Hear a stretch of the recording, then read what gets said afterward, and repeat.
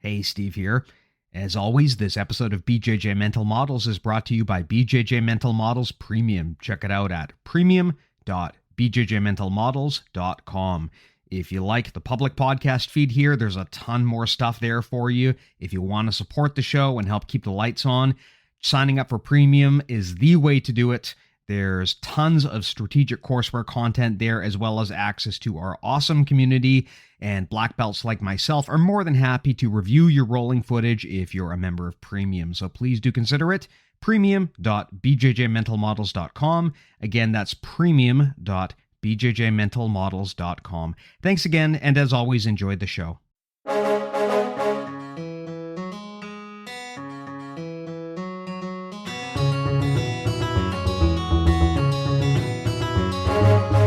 Hey, welcome to BJJ Mental Models, episode 143. I'm Steve Kwan. BJJ Mental Models is your guide to a conceptual and intelligent jiu-jitsu approach. And today, all the way from the Panda Express, we got Mr. Andrew Wiltse. Andrew, how are you doing? I'm good. How are you guys doing? Thanks for having me on, by the way. No problem. No problem. Hey, I did get a question from our community. Okay. They wanted to know, how is it possible that you can be a high-level athlete and eat Panda Express like every single day? Is there some sort of secret trick that you can share with me? Because when I eat garbage food, I just get fat. So if you can like biohack me, I would love to know how you do that. First off, why do you guys think I'm actually competing at medium heavy when I'm a natural lightweight? Yeah, like when I did the Nogi Pans at brown belt, I was actually about 159 or 160, and I did middleweight. That was like 2 years ago. So I'm competing 2 weight classes above what I'm supposed to be at. It's just most people suck so much at Nogi that they can't beat me anyways. So the incentive to lose weight is like not super high. But no, you will absolutely gain weight if you eat Panda Express every single day. Like I don't kid about that. You will gain weight. You'll be stronger and better at life, but you'll be heavier. That's something that I have found as I get older. You know, I'm getting close to 40 here. Look, can you always get better at jiu-jitsu? Yeah, but there is kind of a physical peak. You know, as you get older, you know, the axe gets a bit duller. You can't move as fast. But the one thing you can always do is get heavier. That and gravity is force. So worst case scenario, sometimes you don't have to be the best. You just have to be the heaviest. Hard to move someone who weighs like 300 pounds. Anyway, this has been some terrible health advice here, so I apologize. Please, everyone out there, do not take this as an endorsement of just moving up weight classes instead of training. No, I don't think you should ever move up weight class unless you absolutely can't naturally make the weight class below you. I have to argue with my teammates all the time because they're like, well, you're doing medium heavy. I can do medium heavy. I'm like, no, you motherfucker. It's like you have to be so naturally good or like work so hard. And every match is so much harder when you're up weight classes because you're dealing with so much more leverage. You're dealing with so much more like height and strength and not necessarily speed, but speed is an advantage most people are not capable of taking because they're not good enough to hit their timing windows or they're going to get exhausted because they're not used to training at that pace. So it's like going up a weight class is not something I would normally ever tell anyone to do. Don't do it. Yep. I am inclined to agree. Is if you can safely get down to your natural weight class or a weight class that feels good for you, that's probably better than just bulking. But anyway, topic for another day. What we wanted to chat about here today, I actually had some ideas bandied around. But Andrew, I know that one thing that is both very timely and something that both you and I are quite passionate about is cleaning up this sport, being ethical in this sport, the philosophy of what makes jiu-jitsu a great sport and what could make it better, what we need to change in our community and how we do that.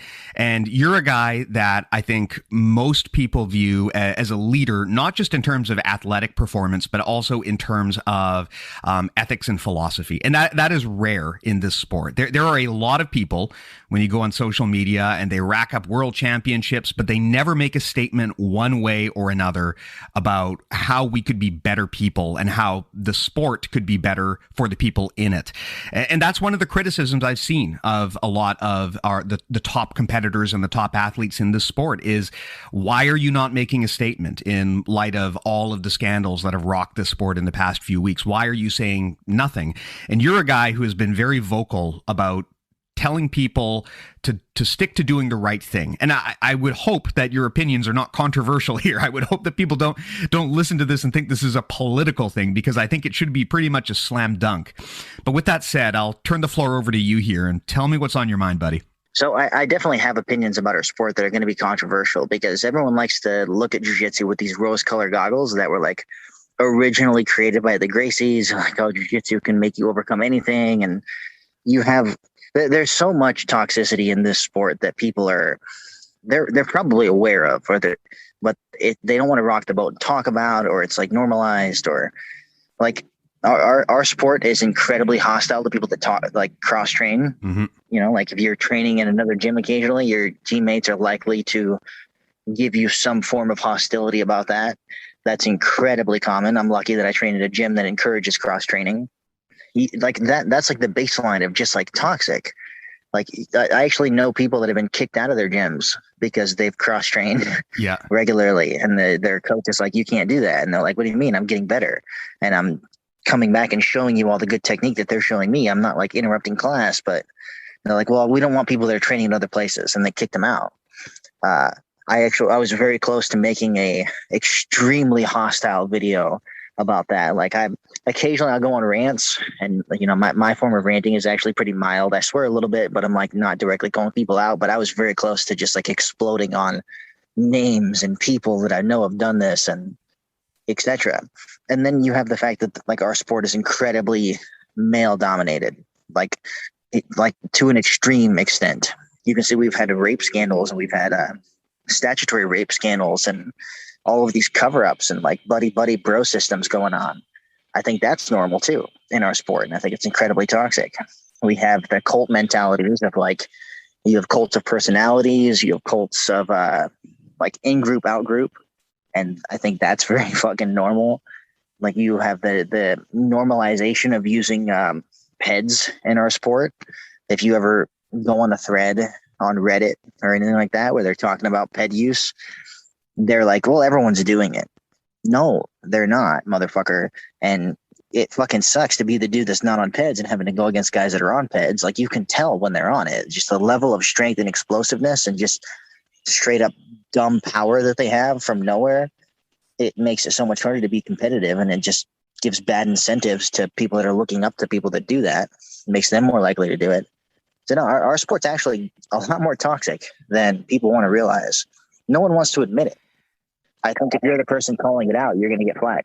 Yeah, I would be the first to admit it. I can tell you. And I mean, people who listen to the podcast have heard me tell these stories probably a bajillion times. So I'll save all the details, but I have seen it firsthand as well. And, you know, one of the tropes of jiu-jitsu is the blue belt blues, that once you get to blue belt, everyone just quits and drops off and they go away.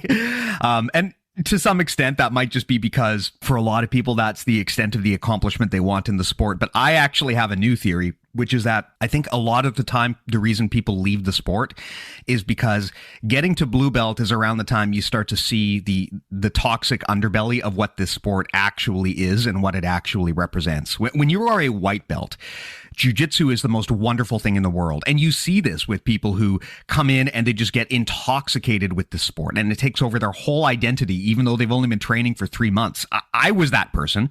I'm sure, Andrew, you were that person where you were like rocking all the jiu-jitsu apparel when you'd only been training for like 2 months, 3 months.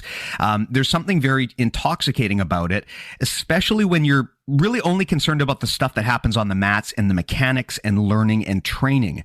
But once you've been in there for a while, probably by the time you get to blue belt, you're going to start to get some exposure to the actual cult of personality and the culture that goes on under the hood that you might have missed when you were brand new. And that, I think, turns a lot of people off, because once you start to see that and you start to kind of get a character read on who some of these people really are, and you realize that they're not always the nice smiling instructor that you know when you roll with them on the mats, there's this other aspect of their personality. That's when I think people start to get turned off of this and they start to turn away. I mean, one common refrain I've heard in the face of all of these rape allegations and assault allegations is people saying, well, I met this accused person and he was really nice to me, so I don't believe this assumption. I don't believe this accusation.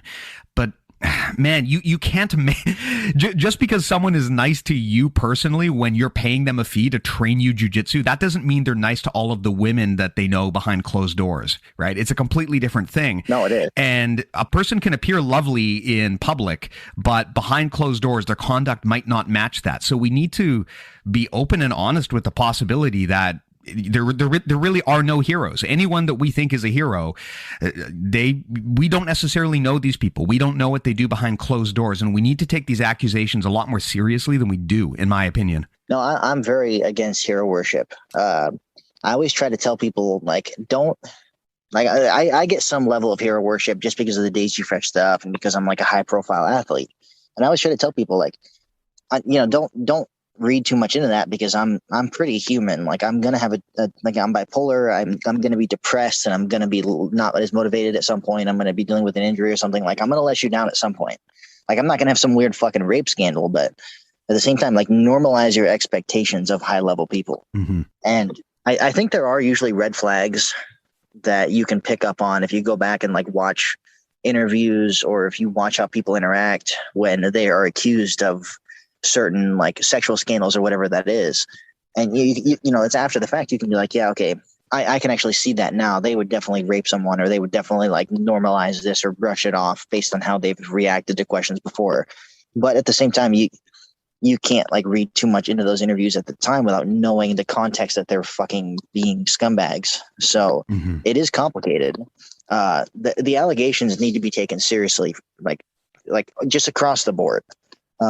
One of the things I was absolutely disgusted by, and I was like showing my little brother, and actually I was messaging my ex-girlfriend, who is she's the rape counselor that I dated for 5 years, who is one of the people who really helped open my eyes to how much nuance there can be in like sexual assault and rape and just this field in general. It's like not just like pinning someone down and raping them. There's so much that goes into it that's important to know. When there was that Reddit thread where was it Dominique it was like he posted the meme about her. Oh yeah. So the backstory on this, for those who don't know, is with the episode that we did with Emily and Dominica, Dominica had what I think was a really cogent and salient point about the female experience in jiu-jitsu and what it's like to train in an environment where women are not really welcomed, and what that perspective looks like for women.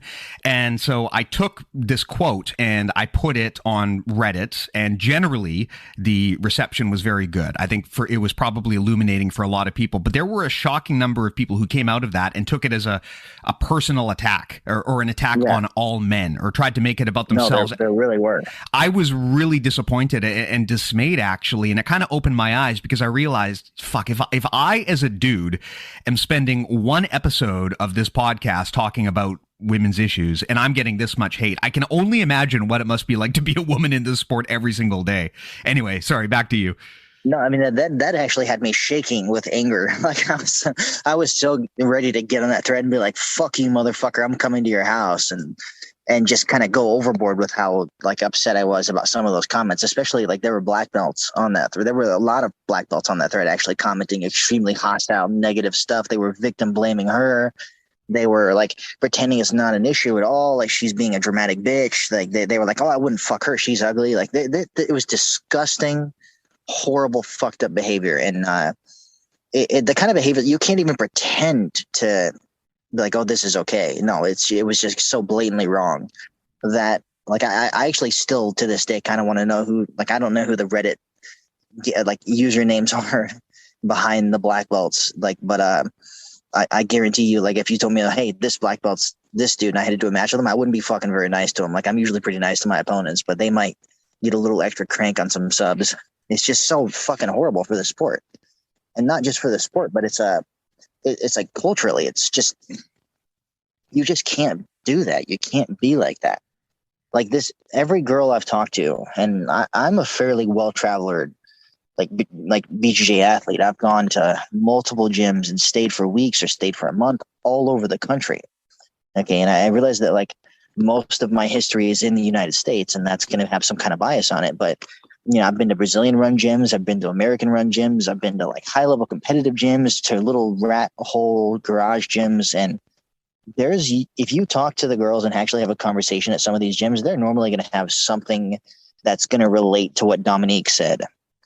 It's just something like they've dealt with some weirdo that sniffed them weirdly when they were rolling, and then the coach didn't take it super seriously, or that like the coach is hitting on them and they don't really know how to react to that. Like, it's just so normalized in the sport because our sport is incredibly not just male dominated, but you have like so much power positions in our sport.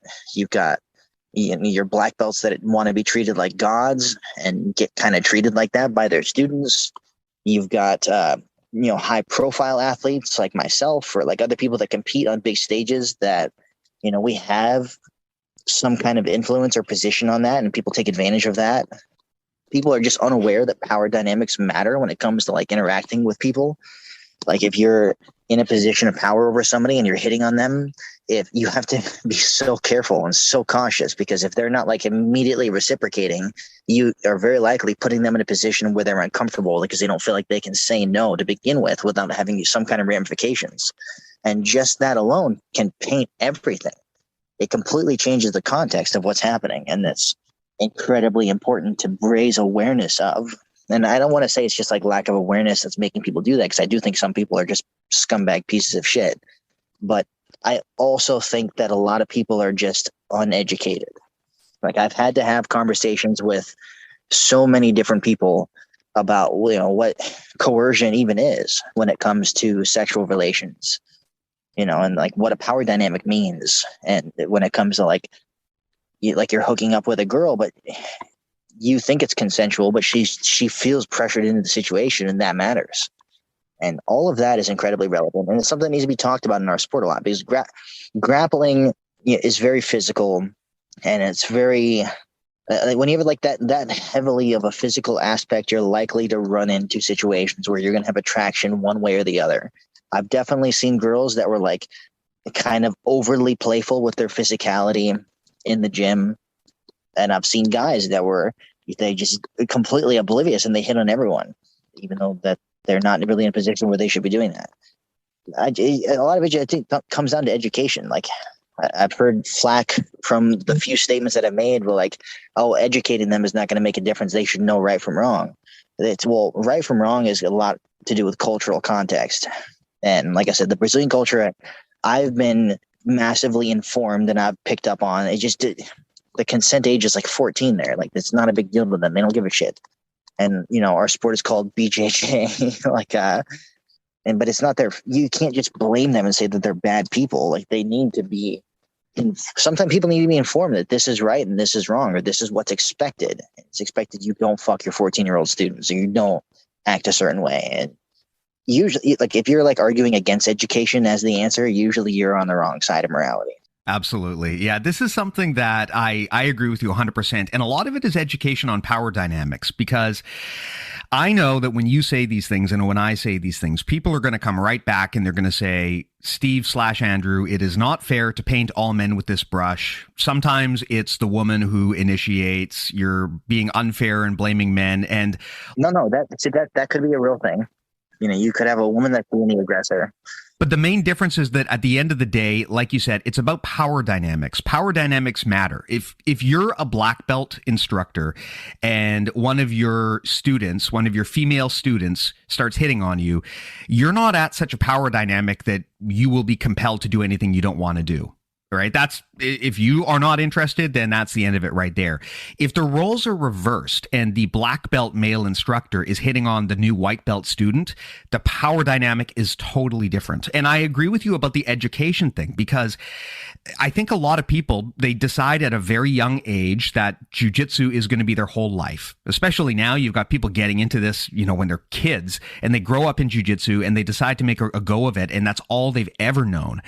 And if you've ever worked a day in any other job, then you would know that this kind of stuff is not tolerated. If you are a manager at a company and you're hitting on your employees, you're done. If you're hitting on your customers, you're done. That's not to say that good relationships can never come of that. And it's not to say that they must 100% be banned all the time. But most companies They will have very rigid controls and conflict of interest checks and coercion checks to make sure that if a relationship happens due to the office environment and due to the work, that is handled ethically. I have maybe only heard of one gym in all of the jiu-jitsu landscape that actually has taken that HR-based approach and applied it to jiu-jitsu, where they actually have policies for this kind of shit. Like, what happens if an instructor and a student legitimately want to make a go of a relationship? How do you deal with that? And most of the time, unfortunately, there are instructors who they just view it almost like a perk of the job that they can date students like it's their own personal Tinder, and they're oblivious to the power dynamic of what happens when a black belt uses their influence over a student to get what they want. Not even just at a sexual level, but when it comes to, getting them to sign a lock-in contracts, getting them to buy merch they probably shouldn't buy, getting them to not train at other gyms. Black belts seem to be totally oblivious to the level of influence that they have over students. That lack of understanding of a power dynamic, I think, is kind of the root problem that we deal with. And that's, like you said, the way to fix that is educating people and getting them to believe that this is a real thing. Because I think most black belt instructors don't believe they wield as much power as they do. They think, well, I'm just some gym idiot who has a black belt and has 50 students at my gym. I can't possibly be a cult leader. I can't possibly have that much power. But I think people fail to understand that with hierarchy and authority, especially in a combat sport where you're legitimately whooping ass on your students, all of that power dynamic leads to coercion. And that's why I think a lot of the time people get coerced into things they don't want to do in the sport. I've said this before online. I don't inherently think it's bad to have like a lower belt that starts dating an upper belt. The fact that that is happening doesn't inherently make it toxic, because people have, personalities that mesh extremely well. There's like attraction that works out extremely well. It can happen. You hear about power couples and hear about like relationships that started because they were both doing jiu-jitsu and they're married now. And it can be a positive thing, but it's a lot easier for it to turn toxic if you're not aware of the power dynamic. Power dynamics, for the most part, is like about awareness. If you're aware that, okay, she's uncomfortable, or she might not feel like she can say no, you have to approach it completely differently. You can't be aggressive about anything.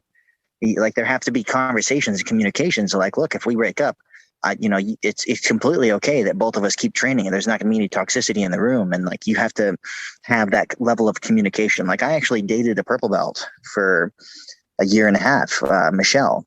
We had an incredibly positive relationship. We met doing jiu-jitsu.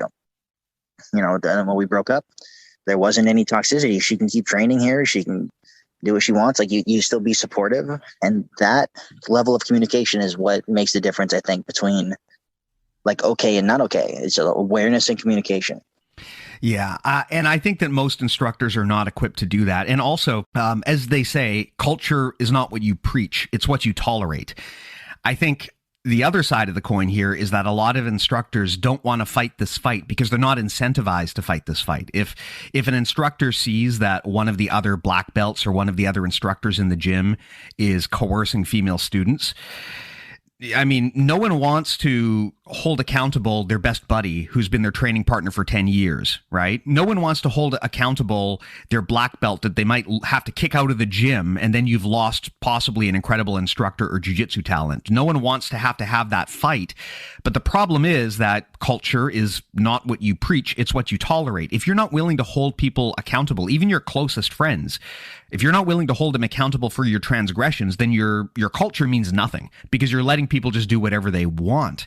And that's really the common thread that I've seen in a lot of these responses recently, like the way that Fight Sports has responded to a lot of their accusations. It kind of feels like when a woman... They did everything as wrong as you could. I agree. Yeah. When a woman lays an accusation in front of them, it seems that rather than taking it seriously, the initial reaction is basically to rally the horses and close flanks and get really defensive and try to talk yourself up as being of the highest moral character. I mean, look, if you run an affiliation and one of your instructors is accused of sexual assault, the last thing you should say before you know what's going on is, well, he has great moral character, or he's such a good guy. Like, if you take this shit seriously, your job is not to paint a positive picture of this person. Your job is to get to the bottom of what really happened and take it seriously. what you just said is incredibly important, but you can't take it the other direction. Like, you can't disregard what the instructor is saying.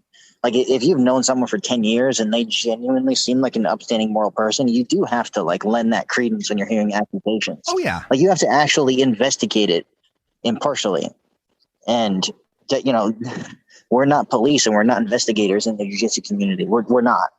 We know what this is. We do Brazilian Jiu-Jitsu, either a high level or a low level, and that's the extent you can know about our skills in life. And you have to take that into account. Like, we're not supposed to be professional investigators, and that's where you get complications. I don't know Wagner and I don't know Cyborg personally. I've met them a few times, and in my opinion, they seemed like decently moral people, you know, for whatever that means. And it is a complicated situation. Like, you start having degrees of removal where people are attacking when, you know, they're attacking people that weren't actually the perpetrator of the crime for not doing more. And you have to be a little bit cautious, because they could genuinely think that someone didn't do something wrong. And then you're like trying to ruin their entire lives because they don't agree with your interpretation of the situation. But then you can also have the opposite, where it's like, you know, that person actually did something that's clearly blatantly fucked up, and you want to have some kind of justice for that. And then people are doing the buddy system and just disregarding any evidence that the person did something wrong. And I think the fight sport situation is obviously one of those cases, because there's police involved, there's admittance, there's smuggling of someone out of the country. Their situation is pretty inexcusable, but you do have to walk the line a little bit when it comes to like scandals like this, where it's like, the worst thing you could do is ruin an innocent person's life, by far. In my opinion, I'd rather there be no death penalty. You know, like, you need pretty high levels of proof to really condemn someone than ruin their life. And when you get certain kind of witch hunts going, you don't have that. So there needs to be a little bit better investigation, or, you know, kind of like actually provide evidence to police investigators and let them do it. But that's the worst part about the whole fight sports thing, is they wanted to have a hotline and you call them instead of the police. That was a pretty disgusting statement for them to make. Yeah, call us and tell us about the raid. Don't call the police, please. No, don't fucking do that. Call the cops. Call the fucking cops. That is something I found absolutely mind-blowing, and it's not just them that did that. Hodger Gracie did the same thing in light of their recent accusations, I believe, where they set up a hotline.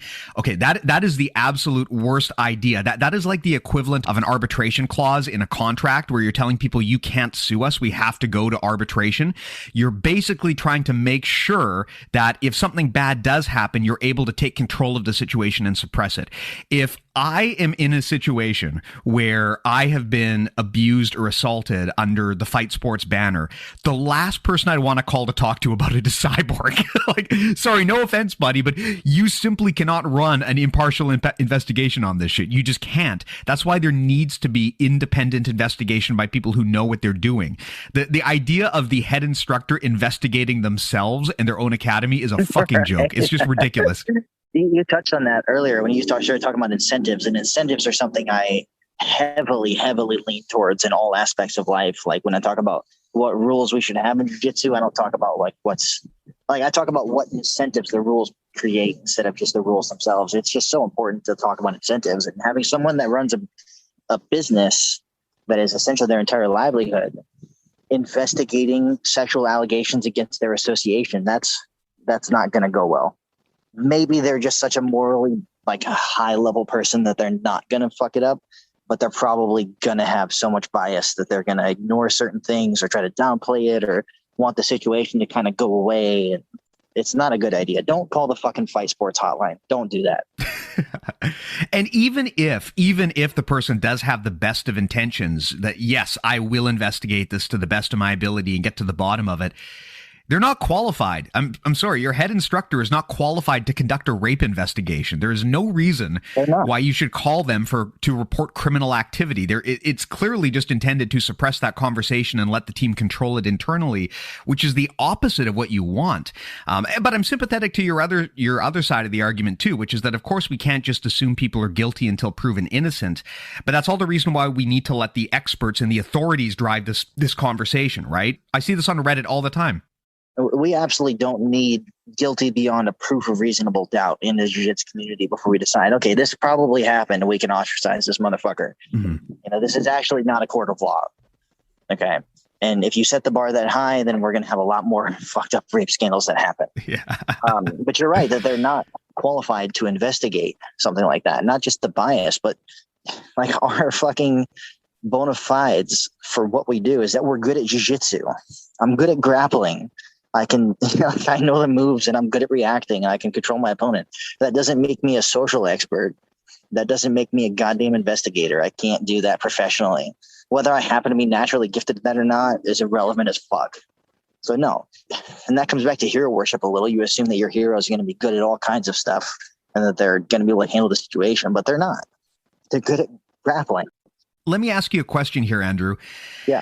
How do we fix this shit? Because it just seems so systemic. Like what can we do to actually improve this problem? Again, I really genuinely think the answer to most things is education. I'm very openly pro rationality. I'm very openly pro science, and you just get so many tangential benefits to higher level education, and especially raising awareness on topics that people want to brush off. Like there's so many good examples of this. Like, the McDonald's lady that she sued McDonald's because she spilled hot coffee on her. Yeah. And, she actually had to have her vagina grafted back on because the burn was so bad. Yes, I did hear that. Like a lot of people don't. Yeah. It was just like you just get misinformation like that. And that's clearly just a topic of awareness and education. It's like she had an actual case, and education completely changes the view on that. You can't go wrong with just educating people about what's right or wrong. Morality is just a societal construct, and we build it ourselves, and we can build it as a community. Being like, okay, weird rapey stuff is not tolerated in our sport. It's going to be easily put out there. We'll investigate it seriously, but we're not going to hide it. And if you have it, you're fucked. Like if you're actually doing this shit, there's not going to be any hiding behind buddy code. And that's going to make people more aware that it's wrong, more nervous to do this shit at all. I'm sure it'll make it hide it better, but that'll also reduce the amount of cases that happens, which is also okay. So do we have, I guess the question would be, is there a body in this sport that can provide that education? Is there a resource we can send people to? Fuck no, the police. I'm pretty liked by the Reddit community, but they can be extremely subjective to arguments to emotion. So they're not the most rational community. I wouldn't trust them too much with complex topics. So no, don't. You don't want to say don't offer evidence up to the community, but they are very witch hunty about either things that they're correct to witch hunt about or things that they're maybe taking it too far. It's just they're not. It's a giant community of people that are on an internet forum, and I just don't trust the jiu-jitsu community to police rape scandals. I don't, because it's so normalized. Yeah. And I mean, you bring up a good point too, which is that, and again, I think to some degree, this comes back to hero worship and personal bias, but I noticed this too. And I've seen this on Reddit for sure. When someone is accused, a bunch of people will say, well, show me all the evidence. Why hasn't the victim presented the evidence? Look, guys, the victim is not required to present evidence to Reddit. The victim presents evidence to the court, to the judge, to the police. There is no reason why the victim should go onto Reddit and post all of their personal messages to prove things one way or the other to you. So their decision to not do that, that's not some reflection of whether the case is valid or not. And I see this a lot where people will say, well, the victim has not presented any evidence and so to us, and so therefore this rape accusation can't be true. Well, look, motherfuckers, if there's a legitimate rape accusation, what the victim should do is take that evidence to the police and to the courts. They should not take it to a bunch of dumbasses on the internet.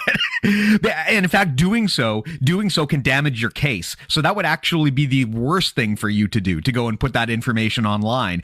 The best thing for you to do is to take that information to the police. So I think that people sometimes take a very uncharitable read of the accusers here, where they see these situations and they say, well, this person has not provided me any evidence, therefore it must be fake, that this accusation couldn't possibly be true.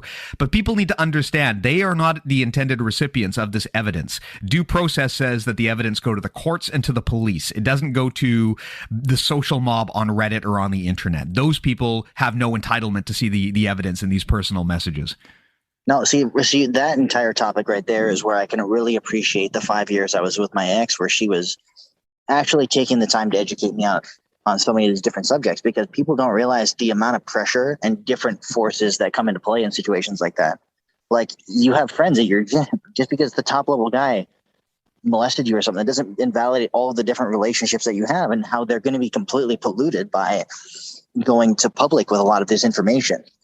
And like, you have to, the women definitely take that into account. They're like, well, I'm going to lose all my friends. I'm going to be ostracized. They're going to treat me like shit. They're going to be mean to me. They're going to do some kind of repercussions. Not even just the top level guy, but the other people in the gym that are either going to not believe her or wish she would just like, okay, that sucks that happened to you. Can you just brush it off so we can keep training? Like all of these different fucked up things that the people are going to say. And they don't really say it out of malice. They say it because they're just normal people. And those are normal reactions, I think. And that's why it's so prevalent. And they have to take that into account when they're deciding how to react to some kind of sexual misconduct. But you, as a male who's never had to carry keys between their knuckles to their car, don't intrinsically understand that.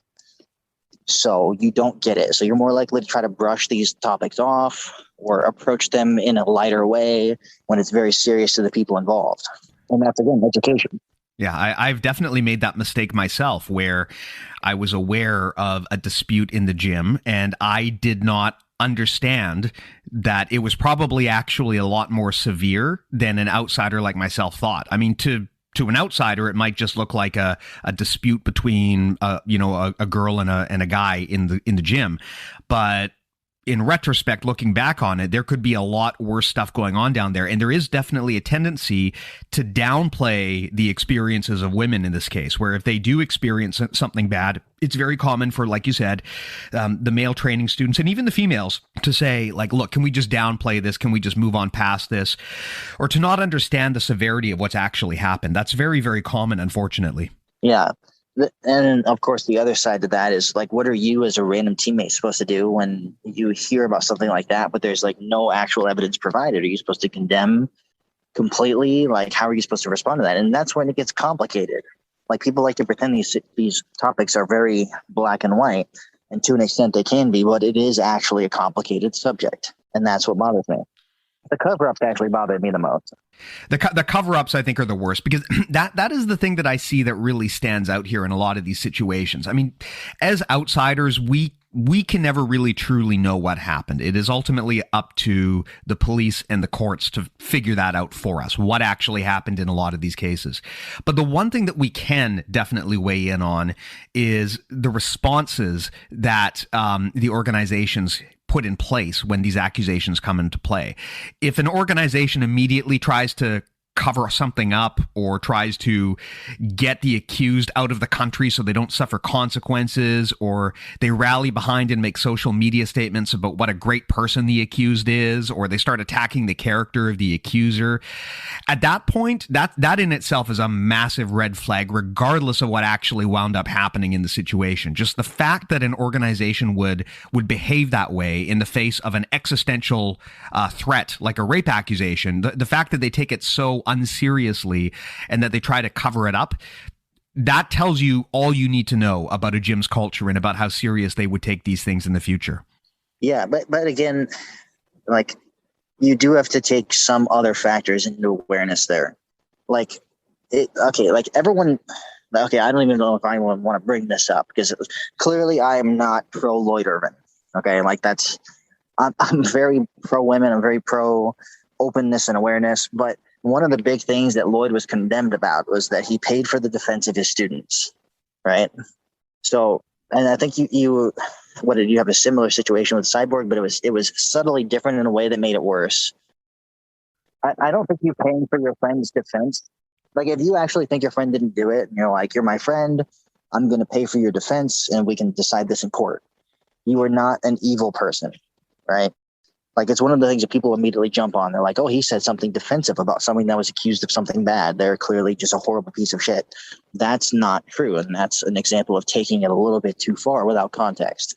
Everyone deserves to have some kind of defense to whatever they're accused of. And having your friend who is your, they're your friend. They clearly enjoy your personality and they know you as a person a little bit. Be like, look, I don't think you did it. I'm going to help you defend this because I have money and you don't. That's not evil. But gaslighting someone, gaslighting the victim and saying, oh, that didn't happen like that. Come on. That is one of the worst things you can do to someone, period. Like, there's very little that can be more damaging long-term psychologically than straight up gaslighting a victim of rape and saying that they didn't experience what they experienced. That is fucking horrible. And that's actually what happened in one of those fight sports situations. Like, again, my memory is spotty, but I think it was Cyborg that did that at a camp, wasn't it? It was like this came out after the original implications came out. Or so I don't remember her name, but she came out and said that, I was at a hotel and then one of the fight sports black belts actually came into my room and got me drunk and essentially raped me. And then when I went to the higher ups, I went to Maggie and I went to Cyborg, they said, oh, we can't say anything about this, it'll ruin the camp and all that. That's the worst thing you can possibly do. There's not a lot of defense for those kind of discussions that they had. Like, that says a lot about them as people. And that's the part that makes me the maddest, because you as an association owner are not completely responsible for the actions of your students and association members. You can't control, you don't know someone's a fucking pedophile rapist until they kind of do it. Okay. And then your reactions after the fact say it the most. That is probably the worst reaction you could have. Now, oh, come on. You were obviously hitting on him or something when you're fucking 16, when your brain isn't even fully developed. You don't deserve to bear the brunt of that at all. Even if you were the one being promiscuous, a 30-year-old man is expected to know better. So something you touched on earlier is whether this culture is specifically a Brazilian thing. It's not.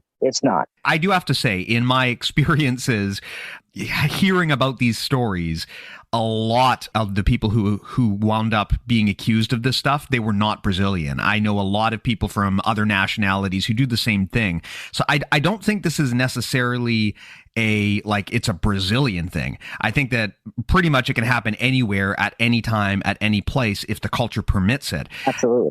But what I will say is that there are elements of the culture that are intertwined with jiu-jitsu since from day one have always been problematic. And one of the things that the Gracies have been very, very good at is cleaning up their image in retrospect, making themselves look a lot cleaner and purer than what they actually did on the ground. Yeah, they jump people and beat them with tire irons and shit. Like their actual history is pretty fucked up. Yeah, and it's not even that far back. I mean, Hodger Gracie assaulted 3 trans people, for crying out loud. This was only 2 decades ago that this happened. So I'm never going to say a positive word about the Gracies other than that they've actually invented jiu-jitsu. They're pretty fucked up people. And I'm not trying to generalize too much, but our culture and our sport has some pretty dark roots. Yes. And that's not to say that, that's not to say that we all have to stop training jiu-jitsu, but no, not at all. We have to acknowledge the sordid history of this sport. When I started jiu-jitsu, I started at a Gracie Barra, and I was given the story that I'm sure everyone has heard about these wise brothers who invented leverage, and Helio was so sickly he couldn't go up a flight of stairs, and these people were noble warrior scholars and just do what the Gracies say. I believed that. I had no reason not to. I was young and dumb at the time, and I didn't have the critical thinking to think, okay, maybe it is a little bit weird that people are having me bow to this dude on the mat and buy all of his t-shirts. The propaganda is so heavy, it's actually like communist Russia propaganda. Like, it's so bullshit. Yeah, have you ever seen some of the stuff that they actually put in the Gracie Barra instructor manual? It's incredible. Oh, it's crazy. It's crazy. I have friends that like own Gracie Barra schools, and I have friends in Gracie Barra, but I would never tell someone go train in the Gracie Barra. Their shit is culty as fuck. Like I've been in trouble because I've been invited to Gracie Barra gyms, and I showed up in a shoyoroll gi, and I'm sponsored by shoyoroll. I'm only supposed to wear shoyoroll gis, and you can't wear that. I'm like, what do you mean? Like, you have to wear our Gracie Baja gi. I'm like, you invited me here specifically to train with your high-level guys. What the fuck are you talking about? And like, well, they watch the cameras, and if they see a guy without a Gracie Baja gi on, they're going to yell at us. And it's like, that's fucking weird and culty. What the fuck? So, yeah. Yeah, and I will hear people say sometimes, well, this gym X and Gym Y, they're Gracie Bajas and they're great gyms. And so I'm not saying that all Gracie Bajas are bad. They have to break away from the Gracie Baja curriculum to be a decent Gracie Baja gym, though. Yeah, what I'm saying is that if a Gracie Baja is good, it's good in spite of the affiliation, not because of the affiliation. The affiliation, and this is one of the interesting things about jiu-jitsu, right? I mean, Gracie Baja, one of the biggest gym chains, is basically intertwined with the IBJJF. And so part of the problem that I think we deal with in this sport is that there's really isn't an independent body that can hold people accountable for what they do. Basically, everything, even to this day, still funnels right back up to the same family. And because of that, it makes it extraordinarily hard to get real accountability, real independent watchdog organizations. You know, if you are relying on the same guy to run all of the gyms, own all of the gyms, set the code of conduct, run the tournaments, run the ethics committee, that's way too much power centralized in a small group of people, especially people who, as we know, they don't always, their family is not well known for modeling the best behavior, right? Yeah, I feel like we could learn lessons from other sports that have independent committees to watchdog this stuff. But man, BJJ is just, it's still so bush league and backwater compared to a lot of the bigger sports that I just don't even know how we get there. Yeah, we're not very close to having any kind of like actual body that sets the rules and monitors everything. We're super, super far away from that. And I honestly wouldn't trust the people that would be the ones to push for that to begin with, because it would be the Gracies. It would be like Gracie Baja that would try to do that. And they're corrupt as fuck. Yeah, it's just not a good system. I don't think we need a regulating body per se. That's not exactly what jiu-jitsu needs. Jiu-jitsu needs a cultural change. Like, you can tell, obviously, from that one Reddit thread where Dominique said, yeah, a lot of the guys don't really want me there. You know, they either want to fuck me or they want nothing to do with me. And that's like, I genuinely think that's a normal attitude for a lot of competitive guys to have in a gym, especially like a lot of gyms I've been to. Like, I've heard people, so many different girls tell me similar stories like that and similar experiences that I genuinely think that's normalized. And that means it's cultural, and that's not really okay, but that you don't need a regulating body for that. You just need like the culture to shift, and so many people to be outspoken and public and in your face about, hey, this is happening. This is not okay. If you disagree with this, you're a fucked up motherfucker. Like, if you disagree that women should be treated like equals in the room, you're a fucked up motherfucker. And the more that becomes normalized, like, the less open people can be about their scumminess, and the less open they can be about it, the less it's going to influence other people. And then you start to reduce it. So, yeah. I think part of the thing that hurts conversations like this, because I can say, at least from my experience, I mean, I hosted this episode with Emily and Dominica where they told their story. They requested that we do that. They wanted to have a platform that they could send that message out. And so I did my best to accommodate. You're doing a great job. Thanks. I appreciate it. But the one thing that really dismayed me was how many men came back and accused me of white knighting or virtue signaling. I'm not even entirely sure what these terms mean. They seem to have lost all meaning. Virtue signaling is a pretty far right-wing thing to say about most people. They assume you can't actually think that way because I don't think that way. So you must be just doing this for public image. This is the thing that and actually it really upset me because I went way out of my way to help some friends of mine who needed help. I didn't make a dime off of doing it. In fact, it cost me a ton of time and money to kind of rush this episode out and get it edited and get it out there. I don't get paid based on advertisements. There's no benefit to me to getting more traffic from that kind of stuff.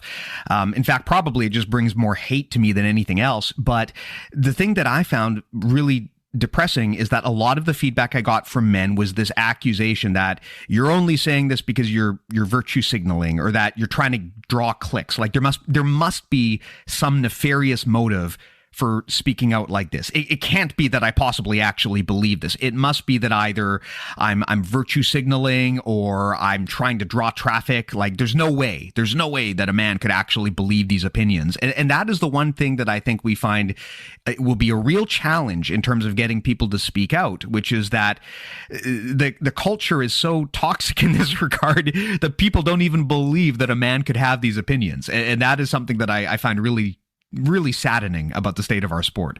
I think you would say, I also don't think that the state of Brazilian Jiu-Jitsu is that much different than the state of a lot of other high-level male-dominated sports. That's what I mean by I think this is like normalized behavior. I think it's normal for the average guy to react certain ways to certain stimulus, and like hearing about there's someone they respect. Oh, this guy might have done something fucked up, or maybe they want to like downplay it immediately, or they want to be like, oh, he's really cool. Maybe she's like exaggerating. Maybe it wasn't that bad. And then you start to have all these issues that pop up. Yeah. It comes down to power. It comes down to education. It's a fucking problem. I do think it's prevalent. And I know people are going to disagree with me. And I know some of those fucking idiots that I'll beat the fuck out of on Reddit. They're going to try to say some shit about me saying that, but that's just genuinely what I think. I think it's fucking awful. And like, I'm not going to call people out that have told me about it. And I've heard it from so many different people. Like, I'm not just going off my experience. I'm going off of people that I trust that tell me that this is a problem they face daily or weekly or monthly, or it's happened to them in the past. That makes me think it's very prevalent. Oh, yeah. I mean, if you just even a cursory pass at social media and looking at the statements from some of the prominent female athletes in the sport, it is tremendously apparent that this is not some one-off problem. I mean, there was that study that was done recently by an anonymous person who goes under the name Valkyrie. It's been on Reddit, and I can put a link in the notes. Granted, of course, the ability to do a truly scientific study on this stuff is very challenging. But basically, they did the study to try to find out how widespread is this problem in the sport. And spoiler alert, it's really widespread. Like, there's a very good chance, if you're a woman in this sport, a very good chance that you are going to be involved in this, or that someone you know will be involved in this. And that is sad, because part of the marketing behind jiu-jitsu is that it teaches you how to defend yourself and prevent these kinds of problems from happening to you. But Averi Clements just wrote an awesome article about this, and how, if we're being completely honest, a lot of women are now getting exposed to this stuff. They're getting exposed to this criminal activity because of jiu-jitsu. And if they had just never bought in and drank the Kool-Aid that jiu-jitsu will teach you how to defend yourself, they never would have been in a situation where they had to. And that's something that makes me truly sad, is that the big promise of Brazilian jiu-jitsu is that it is a sport for gentle thinking people that can learn to defend themselves realistically against a larger and stronger opponent. But what's actually happening is we're putting people into the shark tank where they are now getting exposed to those predators who are even more trained than them. So we're actually making the situation worse if our goal is to help people. And that, to me, is one of the predominant reasons why we got to fix this, because we're lying about what this thing really offers to people if we tell them it's going to prevent them from getting into trouble. It actually can create trouble, especially if you're a woman. No, I see. I don't buy into the whole jiu-jitsu makes you a better person thing at all. Like, I think there's a humbling factor to jiu-jitsu when you first get into it. If you're like that douchebag that's like, oh, I could beat the fuck out of anyone, and you come in and you get tapped out a bunch, you're like quickly dissuaded of that notion. But people go through the humbling phase, and then they get good again, and they get extremely arrogant. So many of the top level guys are just pieces of shit, like horrible people. Mm-hmm. And that's, like, jiu-jitsu is not a humbling sport long term. It's not. Yeah. It can make you more confident in whatever direction your compass is already taking you. If you came into jiu-jitsu because you wanted a practice that you can learn from and you can feel humbled, it can be that. But if you came into jiu-jitsu because you're a high school bully and you want to learn how to cage fight, yeah, it's going to be humbling for the first month, but by the time you get to black belt, it's just going to amplify whatever awful beliefs you already have, because now nobody can stand against you. Yeah, because then you're awesome and you're beating the fuck out of everyone and no one can do anything to you. Like, if you're that much better than people at jiu-jitsu, they can't do anything to you. Like, I can show up at a gym and no one's going to score an advantage on me, probably, period. And that could go either one of two ways, like, I could let that feed my ego, or I can just not. And that's not to say that there's not high-level people that are really good people. There are. The people I talk to that talk up are the people I genuinely think are good people. I'm really good friends with Dante. Dante's fucking awesome. Mikey Musumeci is one of my favorite people ever. You know, like there's good people at the high level of the sport, but there's also not good people. And I think it is important, too, to also call out the people who are good people. You know, the people who consistently do the right thing, who bring the right mindset and the right attitude to the sport, because they do exist. They absolutely do exist. I mean, most people are really good. You know, they try to be good people. They try to do their best. But the problem is in jiu-jitsu, we're kind of immersed in systems and in culture that make it hard to do the right thing sometimes. And I think that's the root cause. And I think it's up to the people who have put their necks out there to do the right thing. It's up to them to be the tip of the spear and lead that charge. Yeah, just can you imagine if you're like a lower level person at a gym and you hear something fucked up that's happening between your instructor and one of the students, and then you have to go against the entire gym culture to make any kind of stand about that, and nobody's on your side? It's like you're asking a lot of someone.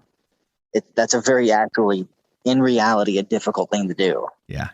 I don't think people quite get how hard it is to actually do that. There seems to be this perception that it's easy for someone to make a sexual assault allegation and that women just do it for fun or they do it to get back at someone. I don't think people have really critically thought about what kind of toll it takes on someone to make a public assault accusation against someone. You're putting your reputation on the line.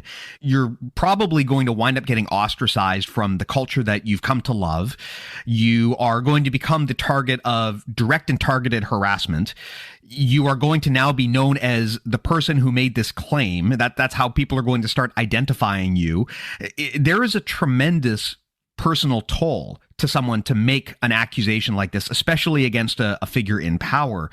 And yes, I'm sure that sometimes crazy people come out and they make these accusations baselessly, but you know, Occam's razor should tell us that if someone is willing to put all of that on the line to take a principled stand against someone that they believe to be a criminal, there's probably a good ass reason for why they're doing that. And they should be given some degree of charity in terms of taking them seriously before we just start character assassinating them. And that's the thing that I find also quite embarrassing is whenever I see these accusations, there's a dozen people who crawl out of the woodwork and say, oh, well, you know, there's some crazy women out there, or I had a crazy ex-girlfriend and I wouldn't have put it past her to do this too.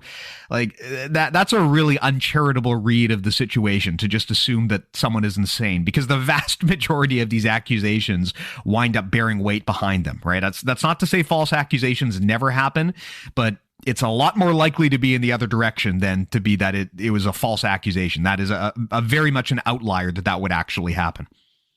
Yeah. So when I was a lot younger, like I was like 22 and I'm 28 now, I've had a lot of years to mature. That was something that I used to think about a lot.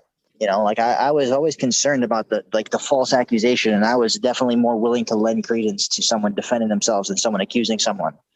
And that's one of those cases where I've been able to mature a lot. And like I said, I credit my ex for being able to like help me, like reason me through these subjects and give me a much better perspective on them.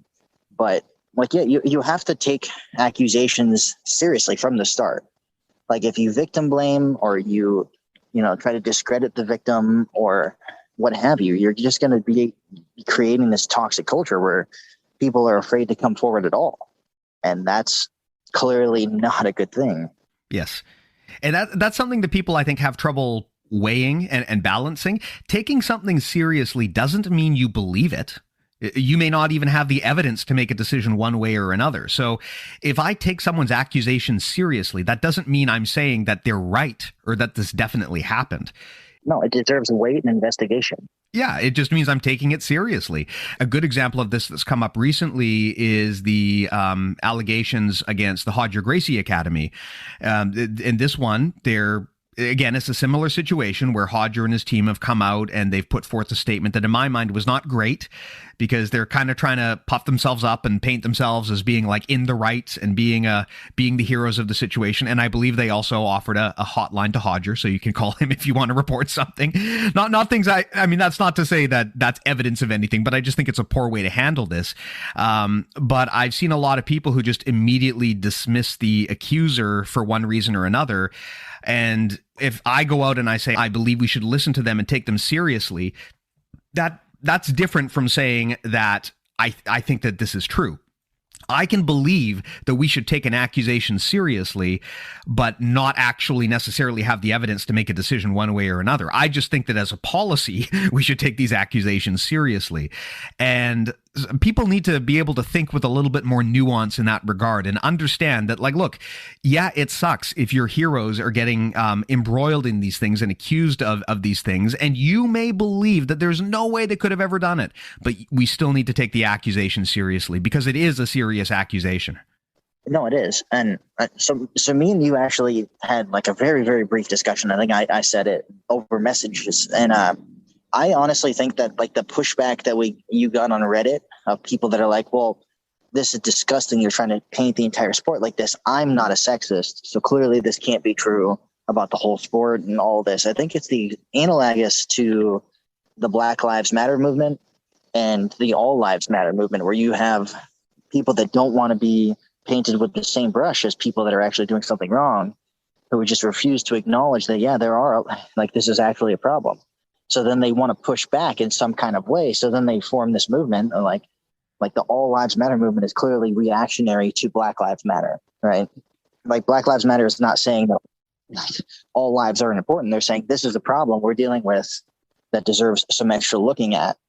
And people are like, well, you know, they just have extreme pushbacks. And I think it's the same thing. And like the language seemed very exactly the same in that thread, where like, I'm not a sexist.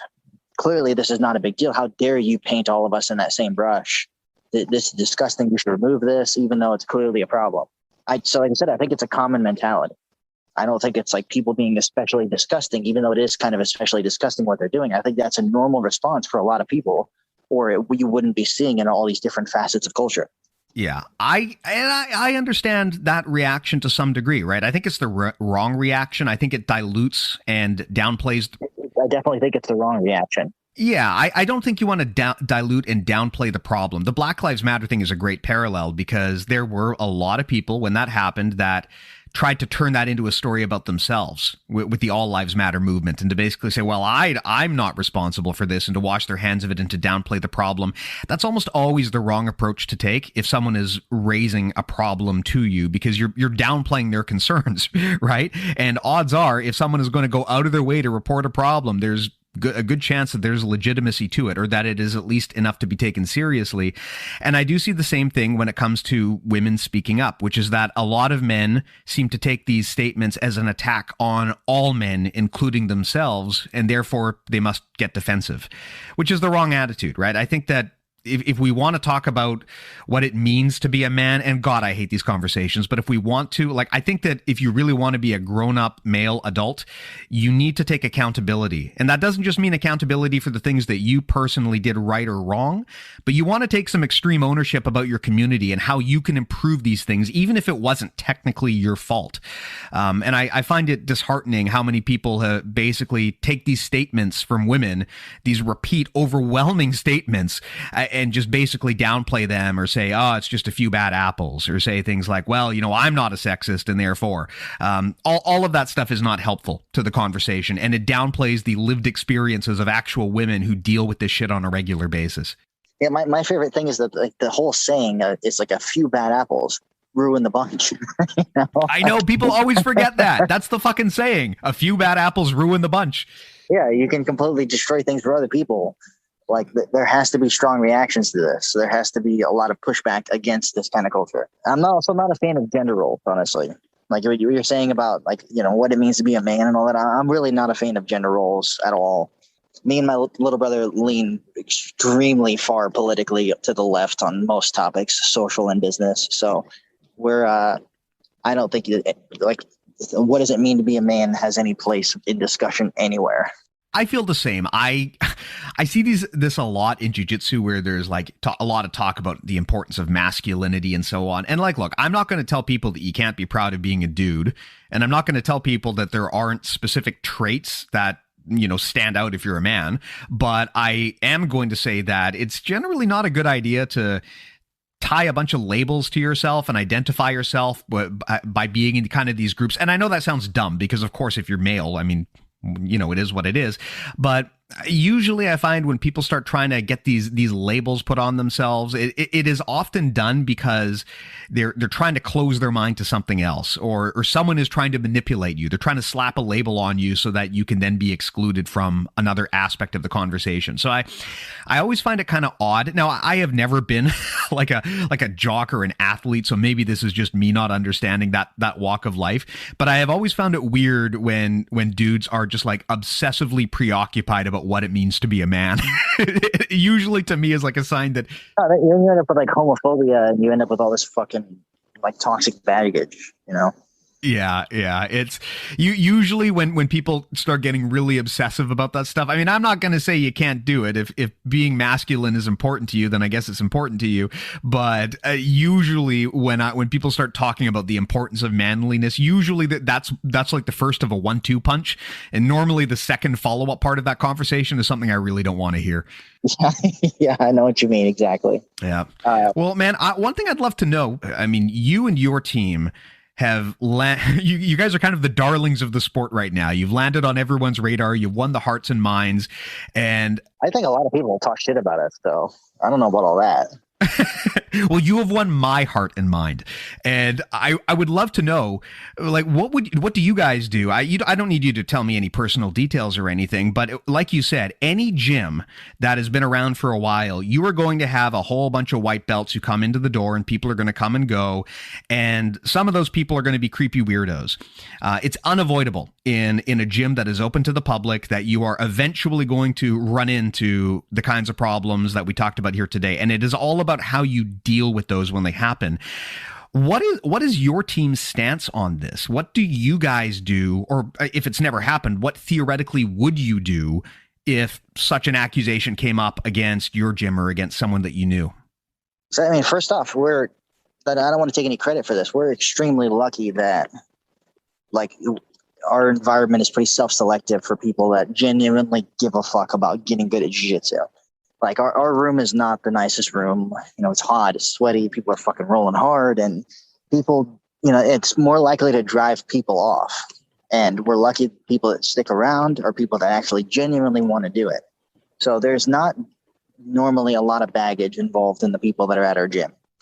So, and we've been doing this for a decade, and people think we just kind of popped up onto the sport, but we've been going as a team to the IBJJF tournaments and the local tournaments for 10 years and doing well. So we didn't just pop up. We've been doing this for a long time. We're just lucky that we haven't had any serious problems like that.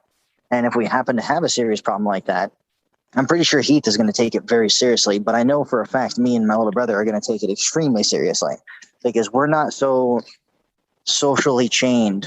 Like, me and my little brother don't give a fuck for the most part what people think about us.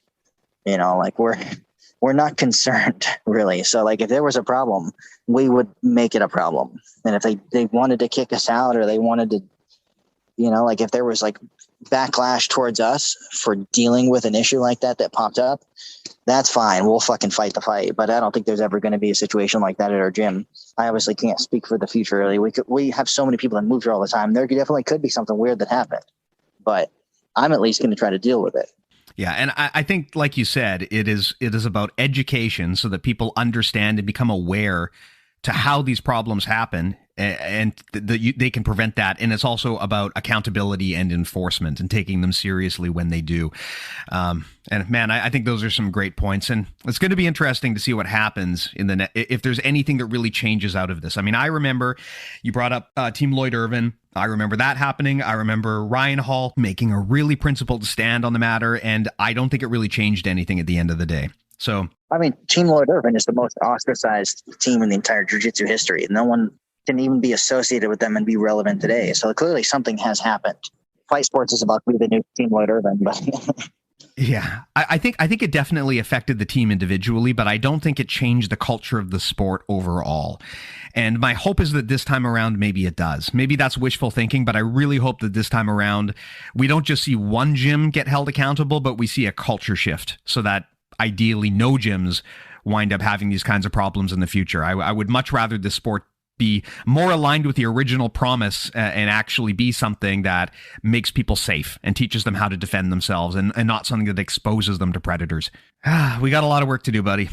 Well, it's not I know, like, you want to say like we, but like, yeah, it's everyone that has to do something about it. Like, I live in a box. Like, I can just open my mouth and piss people off, but I don't have any real influence in the grand scheme of stuff. It just has to be like a constant, like real change takes a lot of consistency. And that's what has to happen. It's got to be consistent responses to stuff like this that are nuanced, that aren't over the top in any direction and aren't underplayed, but there has to be actual thought put into stuff.